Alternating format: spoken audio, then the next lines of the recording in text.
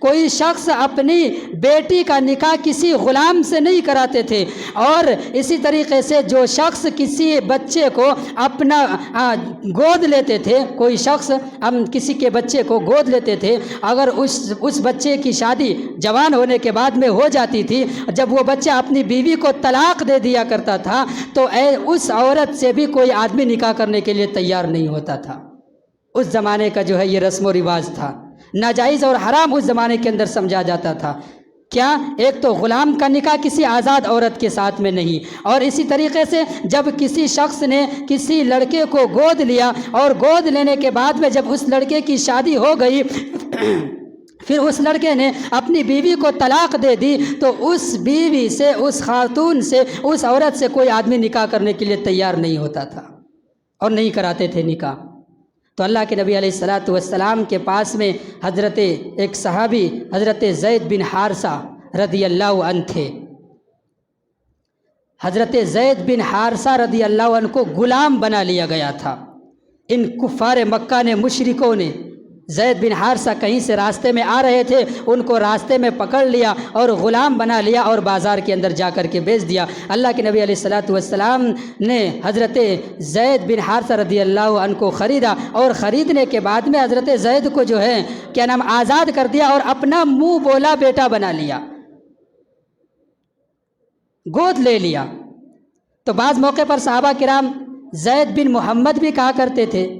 اللہ کے نبی نے فرمایا کہ نہیں، ان کو زید بن محمد ہی نہیں بلکہ ان کو زید بن حارثہ کہا کرو، اس لیے کہ اس کی نسل تو ان کے والد سے ثابت ہے، یہ تو میں نے گود لیا ہوا ہے زید بن حارثہ کو۔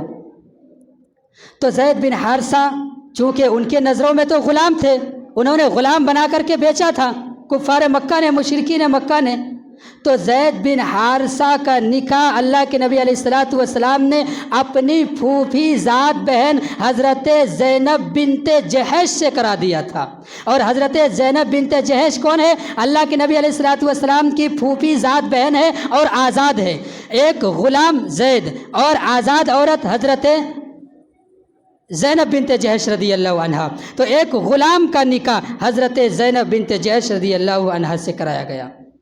تو اللہ کے نبی علیہ السلام نے اس رسم و رواج کو مٹانے کے لیے سب سے پہلے اللہ کے نبی نے اپنے گھر کو چنا اور اپنے گھر کی خاندان سے، اپنے گھر کی خاتون سے اور اپنی پھوپھیری بہن سے زید کا نکاح کرایا، اور اس دنیا کے اندر اس رسم و رواج کو، کفار مکہ کا اس رسم و رواج کو ختم کر کے دنیا کو بتلایا کہ یہ رسم و رواج ٹھیک نہیں ہے۔ اور اس کے بعد میں ہوا کیا کہ یہ نکاح زیادہ دن تک نہیں رک سکی کسی وجہ سے۔ جب نکاح ہو رہا تھا حضرت زید کا، تو جب نکاح کے لیے پیغام جب اللہ کے نبی علیہ السلام نے زید کے لیے اپنے پھوپھی کے گھر میں حضرت زینب بنت جحش کے پاس میں بھیجا، تو حضرت زینب نے اس وقت میں انکار کر دیا تھا اور ان کے بڑے بھائی نے بھی انکار کر دیا تھا۔ پھر قرآن کریم کی آیت نازل ہوئی، وما كان لمؤمن ولا مؤمنة إذا قضى الله ورسوله أمرا أن يكون لهم الخيرة من أمرهم ومن يعص الله ورسوله فقد ضل ضلالا مبينا۔ جب ان لوگوں نے نکاح سے انکار کر دیا تھا تو قرآن کریم کی یہ آیت نازل ہوئی، اور ان لوگوں کو حضرت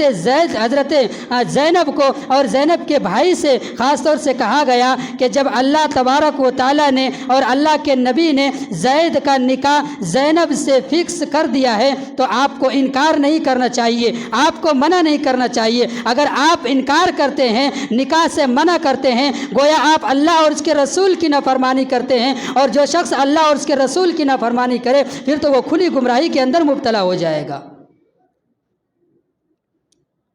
تو حضرت زید رضی اللہ عنہ کا نکاح حضرت زینب بنت جحش سے ہو گیا، لیکن یہ نکاح کچھ دن تک باقی رہی، 1 سال بھی مکمل نہیں ہوئے، یہ نکاح ٹوٹ گیا۔ آپس کے اندر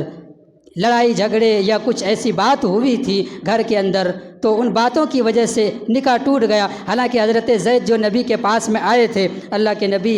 گھر کے اندر کچھ بات ہوتی ہے، کچھ اونچ نیچ ہو جاتی ہے، تو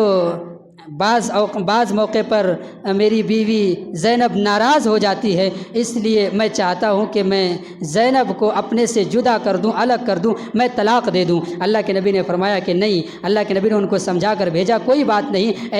ایسے وقت آیا کرتا ہے، لیکن آپ کو طلاق دینے کی ضرورت نہیں ہے، چھوڑنے کی ضرورت نہیں ہے۔ لیکن اللہ کے نبی علیہ الصلاۃ والسلام کے پاس میں قرآن کریم کی آیت نازل ہو چکی تھی کہ زید اپنی بیوی کو طلاق دیں گے اور آپ ان کی بیوی سے نکاح کر لینا۔ یہ اللہ تبارک و تعالیٰ کی جانب سے وحی آ چکی تھی اللہ کے نبی کے پاس میں، لیکن اللہ کے نبی نے اس وقت میں حضرت زید کو نہیں بتلایا تھا، حضرت زینب کو نہیں بتلایا تھا۔ لیکن جب وہ نکاح ٹوٹ گیا، حضرت زید نے طلاق دے دی، تو طلاق دینے کے بعد میں اللہ کے نبی علیہ الصلاۃ والسلام کے لیے یہ حالات بہت مشکل تھے۔ اس وقت میں لوگ یہ کہتے تھے کہ یہ اپنے بیٹے کی بیوی سے اللہ کے نبی نے نکاح کر لیا، محمد نے نکاح کر لیا۔ منہ بولا بیٹے تھے حضرت زید کو تو اللہ کے نبی نے گود لیا تھا، تو منہ بولے بیٹے کی بیوی سے اللہ کے نبی نے نکاح کیا، اور نکاح اپنی طرف سے نہیں بلکہ آسمان پر تو حضرت زینب کا نکاح، اللہ کے نبی علیہ الصلاۃ والسلام کا نکاح ہو چکا تھا، یہ اللہ کے نبی نے بتلایا نہیں تھا۔ لیکن کچھ دنوں کے بعد میں حضرت زید کو بلایا، طلاق دے دی، حضرت زینب کی عدت پوری ہو گئی۔ عدت پوری ہو جانے کے بعد میں اللہ کے نبی نے زید کو بلایا، اور بلانے کے بعد میں کہا کہ جاؤ میرے نکاح کا پیغام زینب کے پاس میں لے کر کے جاؤ۔ تو حضرت زینب کے پاس میں جب گئے تو حضرت زینب اس وقت میں آٹا گوندھ رہی تھی، گھر کے اندر کھانا بنانے کی تیاری کر رہی تھی، اور حضرت زید نے اللہ کے نبی کے نکاح کا پیغام دیا۔ تو حضرت زینب کہنے لگی میں اس وقت میں کوئی فیصلہ نہیں کر سکتی، بلکہ میں اس وقت میں استخارہ کروں گی۔ تو حضرت زینب رضی اللہ عنہا اپنی جگہ سے اٹھی، اور اٹھنے کے بعد میں 2 رکعت استخارے کی نیت کی، 2 رکعت کے لیے نیت باندھی، اور اس کے اندر اللہ تبارک و تعالیٰ سے دعا فرمائی۔ تو حضرت زینب کے دل کے اندر یہ بات ڈال دی گئی کہ آپ کا نکاح محمد الرسول اللہ صلی اللہ علیہ وسلم سے ہو چکی ہے۔ پھر اللہ کے نبی علیہ الصلاۃ والسلام زینب کے گھر کے اندر آئے، اپنی بیوی کے گھر کے اندر آئے، اور آنے کے بعد میں حضرت زینب کو لے کر کے گئے، اور خوب اچھے طریقے سے اللہ کے نبی علیہ الصلاۃ والسلام نے تمام صحابہ کرام کی دعوت کی اور ولیمہ کرایا۔